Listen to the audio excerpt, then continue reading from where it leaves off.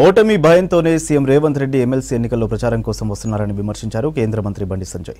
Congress party నేతల మాయమాటలు విని ఉపాధ్యాయులు మోసపోవద్దన్నారు.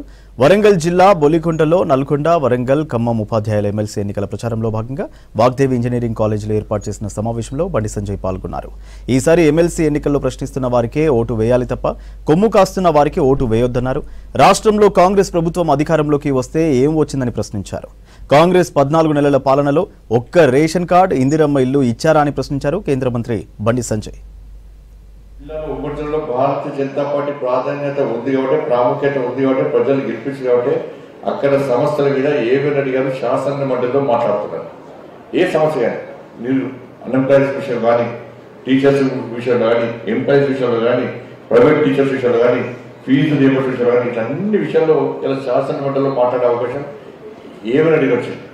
3 జిల్లాలు ఇవాళ ఇక్కడ 3 జిల్లాలు ఖమ్మం, వరంగల్, నల్గొండ. ఈసారి స్థలవంతుల రెడ్డి గారు గెలిపిస్తే మీరు ఈ 3 జిల్లాలకు సంబంధించి కూడా సమస్యలు మాట్లాడే అవకాశం వస్తుంది.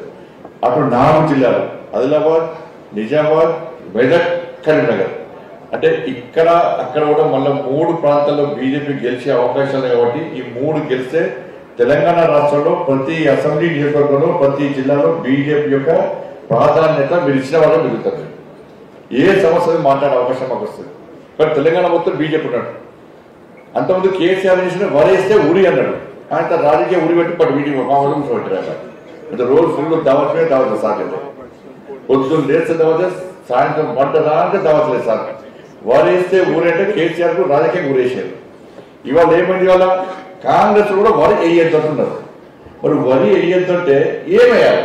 మరి గంజాయి వండి ఉంటారు మమ్మల్ని ఏమన్నా ఏం పండియాలి? వరి వేయొద్దు అంటున్నారు.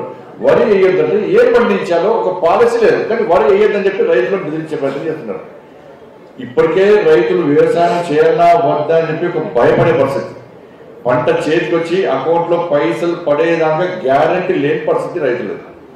వర్షాలు వస్తాయా, ఏమొస్తుంది, పిడుగులు పడతాయా, ఏమొస్తుంది, కొంటారా కొనరా, మద్దతు ధర వస్తుందా, బోనస్ ఇస్తారా ఇయ్యరా అని చెప్పి బ్యాంకులో పైసలు పడే వరకు కూడా గ్యారెంటీ లేని పరిస్థితి ఉంటే మళ్ళా రైతులకు భయం పట్టించే విధంగా, ఒక భయానక వాతావరణం సృష్టించే విధంగా వరి వేయద్దు అంటే ఇవాళ రైతులు ఎంత టెన్షన్తో ఇబ్బంది పడుతున్నారంటే ఇలా రైతు కుటుంబాలు అన్ని కూడా ఇబ్బంది పడుతున్నాయి. యూరియా అంటున్నారు, చెప్పులు కొడుతున్నారు, ఆధార్ కార్డు కొడుతున్నారు, హై బ్యాగులు కొడుతున్నారు, పెట్టి ఇలా క్యూలో వేయపడుతుంది. నేను ఇంతకుముందు రాంగనంగా ఆ మార్కెట్ ఎంపీతో మాట్లాడినా. మరి యూరియా ఏం చేయాలి సార్? పుష్కలంగా యూరియా ఉందంటున్నాను.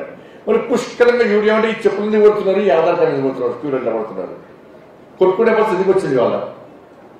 కాబట్టి ఇవన్నీ కూడా రైతాంగంగా ఇబ్బంది పడుతున్నట్టే. నెక్స్ట్ ఫ్యూచర్ ఎందుకు చెప్తున్నట్టు, మీకు సంబంధం లేకుండా ఎందుకు చెప్తున్నట్టే, ఫ్యూచర్లో ఇలాంటి సమస్యలు వస్తున్న ఒకసారి ఆలోచన.